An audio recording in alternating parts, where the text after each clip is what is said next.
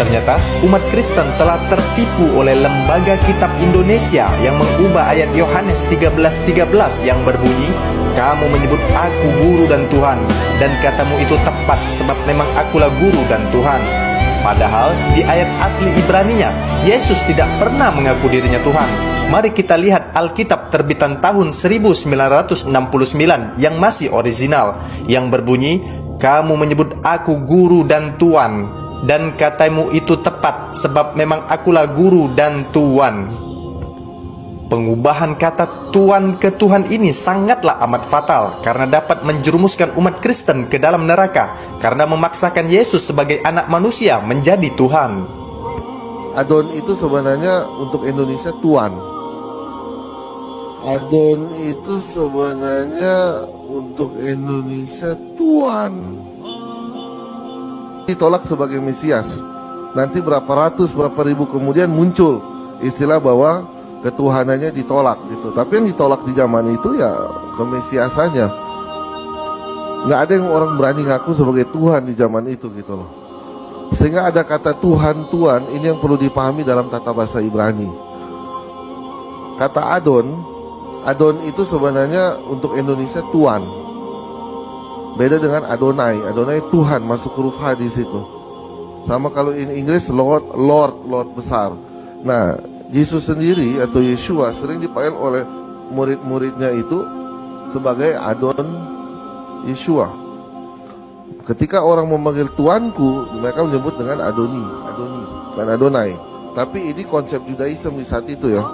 Sebelum ada Nisea, pengakuan iman Nisea Konstantinopel.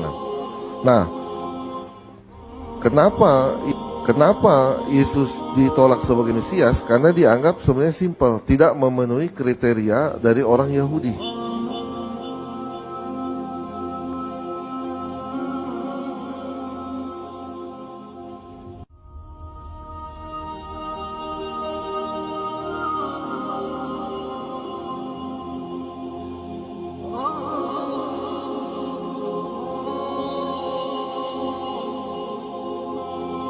Syarat jadi Mesias kan harus keturunan Raja Daud, suku Yehuda dari garis ayah.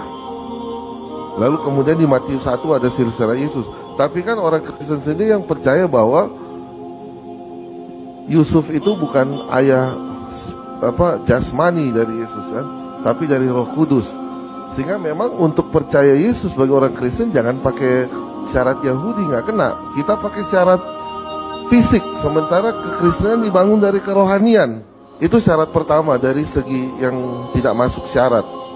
Kedua, di zaman Yesus 2000 tahun lalu, bangsa Israel itu dijajah Romawi.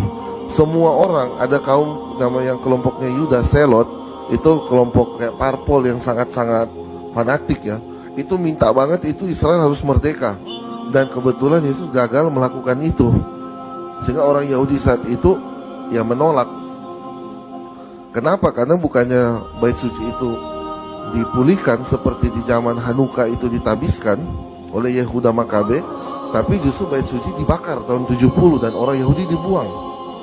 Sehingga dari kacamata Yahudi ya, ini seperti kontradiktif dengan kedatangan Mesias.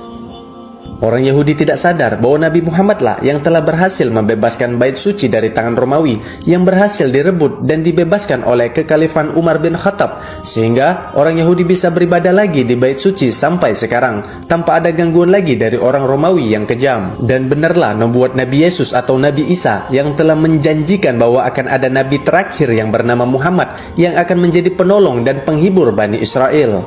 Shalom Mishpacha. My name is Rabbi Mort, and the video is going to be called Prophecies of Muhammad, the Ishmaelite prophet, in the Bible, in the scriptures. We also discussed Song of Solomon, chapter 5, verse 16. חיכו ממתקים וחולו מחמדים, זה דודי וזרעי בנות ירושלים. חיכו ממתקים וחולו מחמדים, זה דודי וזרעי בנות ירושלים. Muhammad. Yes, the name Muhammad does show up. It does say Muhammadim, but the name Muhammad is very plainly in the text.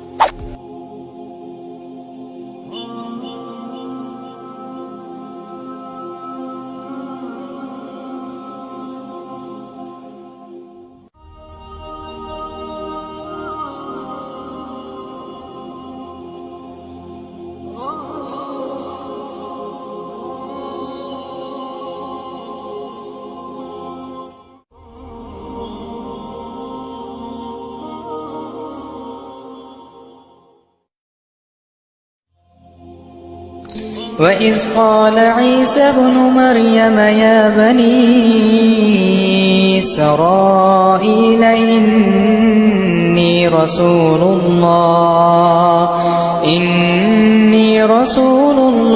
إليكم مصدقا لما بين يدي من التوراة ومبشرا برسول يأتي من بعد اسمه